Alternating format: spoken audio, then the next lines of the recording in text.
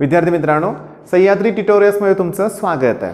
Sequence and series या टॉपिकमधलं हे तिसरं लेक्चर आपण घेतोय आणि यात आपण स्टार्टला properties of sigma function. Actually याला मी सिग्मा म्हणलं, सिग्माच म्हणतात, पण जनरली आपण कसं वाचतो माहिती आहे का, अल्जेब्रिक सम असं वापरतो आपण. हे गॉस थेरम वगैरे आपण मध्ये बघितले, बऱ्याच ठिकाणी बघितलंय अल्जेब्रिक सम. इश्यू काय होतं माहिती आहे का, की माझं वैयक्तिक म्हणूया आणि बऱ्याच मुलांसुद्धा की हा फॉर्म्युला बऱ्यापैकी पार्ट असतो. Algebraic sum of r equals to 1 to n equals to n into bracket n plus 1 upon 2 आणि बाकीचे फॉर्म्युले पार्ट नसतात. मी तुम्हाला सांगू का, हे फॉर्म्युले एक्सप्लेन केले ना की लगेच मी सीईटीत आलेलं न्यूमेरिकल घेणार आहे आणि त्यावेळेस तुमच्या लक्षात येईल की जर हे फॉर्म्युले आठवत असतील तरच ते न्यूमेरिकल जमणार आहे, नाहीतर आपण हातातले 2 मार्क घालवणार आहे. आता सिक्वेन्स अँड सिरीज हा असा टॉपिक आहे, त्यातला एक क्वेश्चन कंपल्सरी असतो खूप इझी, फक्त फॉर्म्युले आठवले तर जमतोय. आता एक काम करूया, चला हा फॉर्म्युला माहिती आहे ना आपल्याला आरचा, बट पहिल्यांदा आपण आर क्यूबचा लक्षात ठेवण्याचा प्रयत्न करूया. मग आर साठी फॉर्म्युला काय होता, n into bracket n plus 1 upon 2. Okay, मग आर क्यूब साठी याचाच स्क्वेअर आहे n, इथं आहे n square, n plus 1 bracket square, 2 चा स्क्वेअर 4. आलं का लक्षात? बरं, पहिलं तर सोपंच आहे ना, कॉन्स्टंट टर्म 1 असेल तर त्याची व्हॅल्यू n येणार आहे. ओके, आणि स्क्वेअरला मात्र ही टर्म आहे तशी आहे n into bracket n plus 1, पण त्याच्या पुढे आहे ट्वाइस n प्लस 1 आणि अपॉन किती आहे 6. मग मला असं वाटतंय तुमचे फॉर्म्युले आता लक्षात आलेले आहेत. चला आपण लगेच सीईटीत आलेलं न्यूमेरिकल घेऊया. विद्यार्थी मित्रांनो, पहिलं जे न्यूमेरिकल घेतलंय ना मी, ते टेक्स्टबुकमध्ये पेज नंबर 81 वरती आहे. आता सांगू का की टेक्स्टबुक म्हणलं की हे टेक्स्टबुक, हे लक्षात घ्या, हे जरा थोडंसं जुन्या सिलेबसमधलं आहे.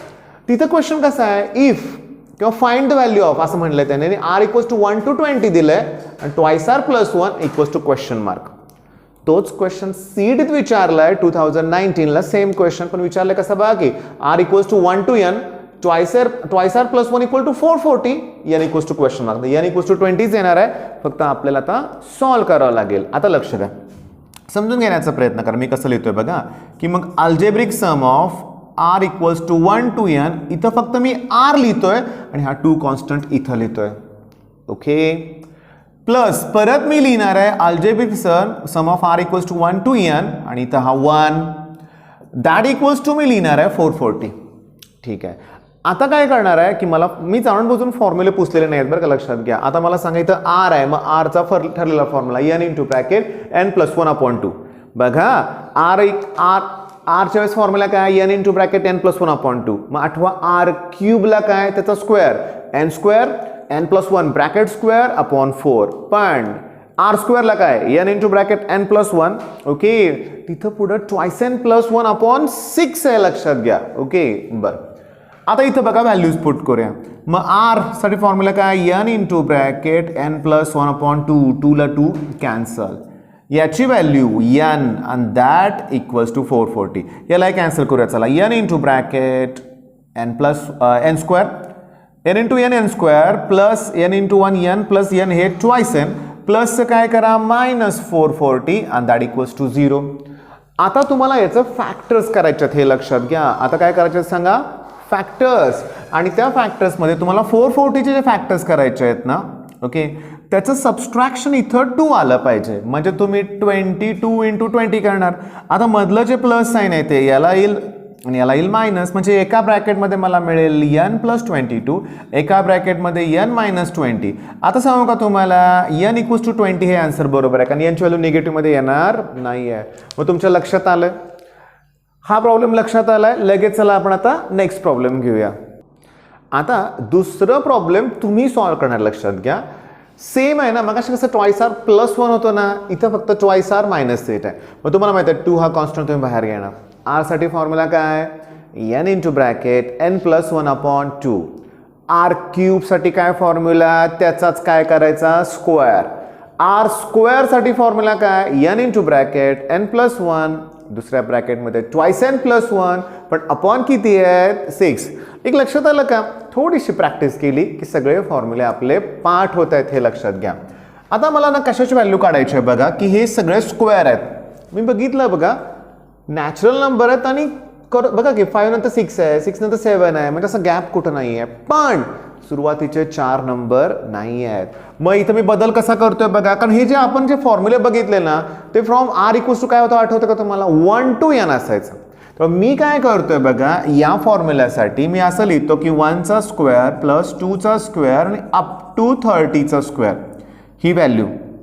पण आपल्याला याची व्हॅल्यू काढायची, म्हणजे सुरुवातीचे 4 आपल्याला नको आहेत, मग ते मायनस करा ना. कोण, 1चा स्क्वेअर, 2चा स्क्वेअर, 3चा स्क्वेअर आणि 4चा स्क्वेअर. इथं डॉट डॉट डॉट त्याची काही गरज नाही आहे. ओके, आलं का 1 पासून सुरुवात.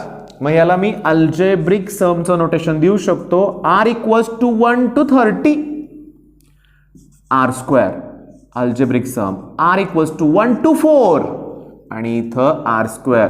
चला आर स्क्वेअरचा formula, n into bracket n plus 1, दुसऱ्या ब्रॅकेटमध्ये ट्वाइस n प्लस 1 आणि अपॉन किती 6 येणार आहे. म्हणजे आता बघा, अरे n कोण आहे इथं 30, मग 30 इंटू ब्रॅकेट. आता होतं काय बघा, समजून घ्या. डायरेक्टली व्हॅल्यू पुट करताना मला पण अवघड वाटतंय, त्यामुळे मी फॉर्म्युला लिहिणार आहे की आर स्क्वेअर काय सांगा, n into bracket n plus 1 twice n plus 1 आणि अपॉन 6. मग n तुमचा 30. एक काम करूया ना, डायरेक्टली व्हॅल्यू पुट करूया ना. 30 प्लस 1 31. इथं आहे ट्वाइस n प्लस 1, म्हणजे 30चा ट्वाइस करा, 60n प्लस 1 61 अपॉन 6 मायनस. आता इथं परत तोच फॉर्म्युला आहे, पण n ची व्हॅल्यू 4 आहे. मग 4 इंटू 5, 4 2 जा 8 प्लस 1 9 आणि डिवायडेड बाय किती सांगा 6. आता झालं काय बघा, इथं तुम्हाला तुमचा आन्सर मिळणार आहे. दोघांचा डिनॉमिनेटर सेम आहे. ॲक्च्युली सांगू का तुम्हाला की इथं तसं करण्याच्या ऐवजी ना थोडंसं डिवाइड करूया ना. 6 1 जा 6, 6 5 जा 30. आता 5 इंटू 31 इंटू 61 हे तुम्हाला करावं लागेल, हे 2 2 जा 4, 2 3 जा 6, 3 1 जा 3, 3 3 जा 9. हे तुम्हाला मी करून देतो. 5 2 जा 10, 2 5 जा 10 आणि 30. मग तुमच्या लक्षात आलं का की याच्यातून हे मायनस करा, तुम्हाला तुमचा आन्सर मिळेल.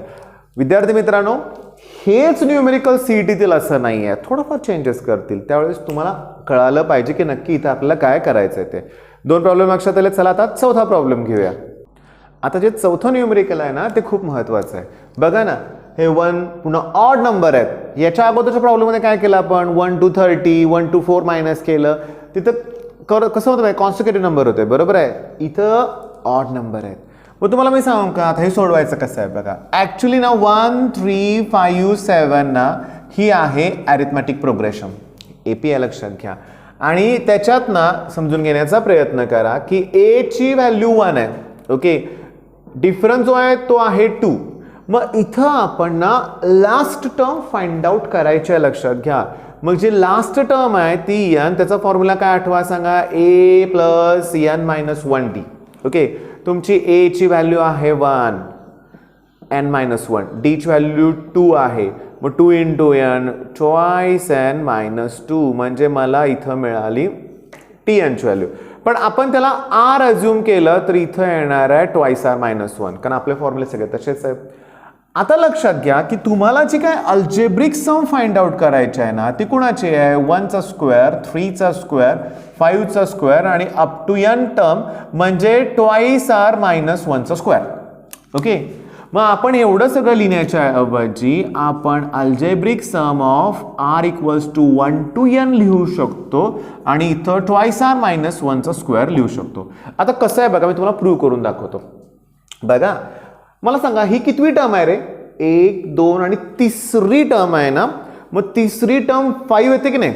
मग बघा, जर मी r ची व्हॅल्यू 3 पुट केली तर 3 2 जा 6 मायनस 1 आलं का 5, म्हणजे तुमच्या लक्षात आलं असेल. मग तुम्ही साधं लक्षात ठेवा की जी लास्ट टर्म आहे ना ती इथं घ्यायची आहे तुम्हाला.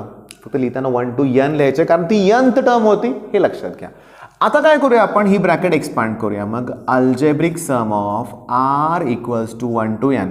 चला इथं काय येणार सांगा, 4r स्क्वेअर, म्हणजे a minus b bracket square, 4r आणि प्लस 1. आता काय करतोय बघा मी की हे 4 कॉन्स्टंट बाजूला ठेवतो आणि लगेच r स्क्वेअरचा फॉर्म्युला वापरतो. काय formula r स्क्वेअरचा, n into bracket n plus 1 twice n plus 1 आणि अपॉन किती 6 मायनस 4. चला आता मी r चा फॉर्म्युला वापरतो, n into bracket n plus 1 upon 2. मी 1 साठी फॉर्म्युला वापरतो, काय सांगा n. मग इथंपर्यंत लक्षात आलं का. आता याच्या पुढे सिम्प्लिफाय करताना ना एक लक्षात काय येतंय बघा की इथं n आहे ओके, इथं पण n आहे, इथं पण n आहे. मग तुम्ही n कॉमन काढा. 4 आणि 6 ला 2 न डिवाइड केलं की 2/3 येईल. म्हणजे मला इथं मिळेल n + 1 ट्वाइस n + 1. याला n डिवाइड करा. 4 ला 2 न, इथं 2 इंटू ब्रॅकेट n + 1 आणि इथं मिळणार आहे +1. ओके, तुम्ही काय करा की चला ठीक आहे क्रॉस मल्टिप्लिकेशन करून टाका इथं. पण नाही रे बाबा नो, इथं 2 टर्म आहेत. एक काम करूया आपण की याला हे 3 बाहेर काढूया आपण कॉमन डिनॉमिनेटरमध्ये ना. मग जर मी 3 इथून डिनॉमिनेटरमधून बाहेर काढले तर हे नाही राहणार, पण 2 इंटू ह्या 2 ब्रॅकेट. मग आता 2 इंटू त्याच्या ब्रॅकेट आहेत ना, त्यांचा प्रॉडक्ट करूया आपण. म्हणजे तो येणार आहे 2n². हे n आणि 2n म्हणजे 3n प्रॉडक्ट आणि 1 इंटू 1 1. ओके, ही झाली ही ब्रॅकेट. आता समजून घ्या, इथून 3 मी बाहेर लिहिलं नाही, इथं 3 नव्हतं, मग 3 न मल्टिप्लाय केलं पाहिजे, हे लक्षात घ्या. म्हणजे इथं 3 न मल्टिप्लाय केलं 6 येतील, म्हणजे -6n आत मल्टिप्लाय करतोय आणि -6 आणि प्लस इथं 3, ह्याला पण 3 न मल्टिप्लाय केलं पाहिजे, हे लक्षात घ्या. ओके, आता सिम्प्लिफाय करूया आपण. 2 2 जा 4n² plus 6n plus 2 -6n. Okay, आणि -3. ठीक आहे, म्हणजे मला मिळालं काय n/3 4n². 6 ला 6 काय होतील कॅन्सल आणि -1 हा तुमचा फॉर्म्युला. बघा मी चेक केलं, आन्सर अगदी करेक्ट आहे. ओके, आता हे पाठ करायचं आहे. जर ऑड नंबर असतील तर फॉर्म्युला हा पण आपण आपल्या मेमरीत फिट करूया का, तो गरजेचा आहे. एवढं कोण करत बसणार आहे एक्झाम चॉईस, करणार आहे का तुम्ही, वेळ नसतो. होईल ना, स्किप करून शेवटी होईल, पण आपल्याला उगाच टेन्शन नको. फॉर्म्युला काय n/3 4n² - 1. इझी आहे, n/3 4n² - 1. ठीक आहे, मग हा इम्पॉर्टंट प्रॉब्लेम झालाय. चला आपण आता पुढचा प्रॉब्लेम बघूया. लक्ष द्या की 5वा जो प्रॉब्लेम आहे ना बघा, की 60चा स्क्वेअर - 59², 58² - 57² ह्या सगळ्या व्हॅल्यू दिलेत. एक गोष्ट लक्षात काय येते बघा की 60चा स्क्वेअर पॉझिटिव्ह आहे प्लस, ओके आपण लिहिताना असं करूया, हे 60चा स्क्वेअर आणि एंडला 2चा स्क्वेअर आहे. म्हणजे मी स्टार्टला 2चा स्क्वेअर, नंतर 4चा स्क्वेअर, असं 6चा स्क्वेअर आणि लास्टला येणार आहे 60चा स्क्वेअर.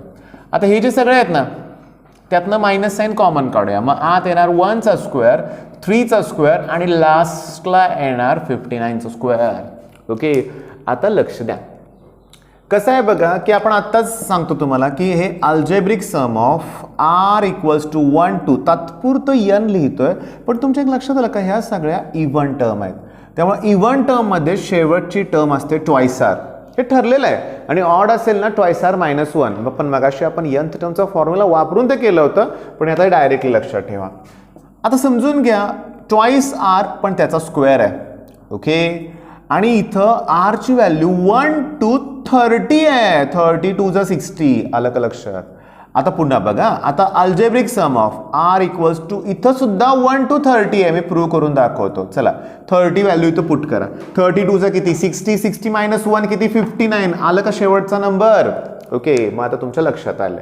आता काय करूया, हे दोघेही तसे सेमच आहेत. म्हणजे आपण आता r = 1 to 30 ह्याचा स्क्वेअर मधला 4 कॉन्स्टंट इथं लिहूया आणि ह्याचा करूया स्क्वेअर.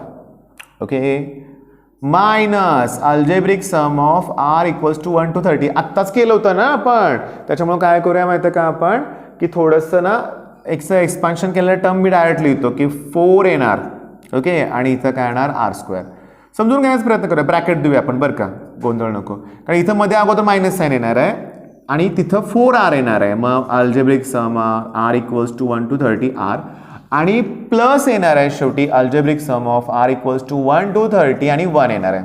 ओके, आता इश्यू काय होणार आहे बघा की ह्याला ही पहिली टर्म कॅन्सल होतील. या मायनसमुळं या मायनसचं प्लस होतील 4 आणि algebraic sum of r = 1 to 30 r. तुम्हाला r चा फॉर्म्युला माहित आहे, n इंटू ब्रॅकेट n + 1/2.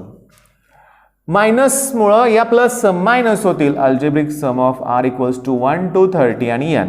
आता समजून घ्या, r चा फॉर्म्युला काय, n इंटू ब्रॅकेट n + 1/2. अरे पण n कोण आहे 30, n + 1 किती 31/2. 1 चा फॉर्म्युला n म्हणजे परत किती 30. चला सॉल्व करूया. हे 2 चा, मग 32 चा किती 60.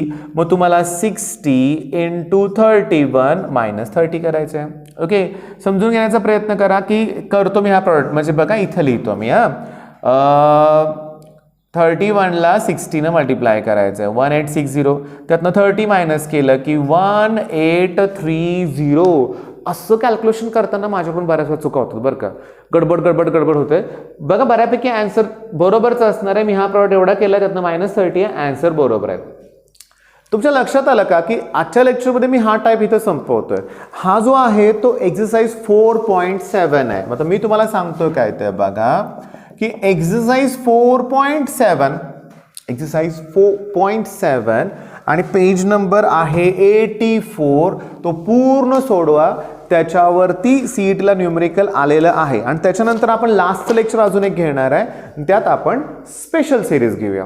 ठीक आहे मित्रांनो, मग चांगला अभ्यास करा. बेस्ट ऑफ लक. धन्यवाद.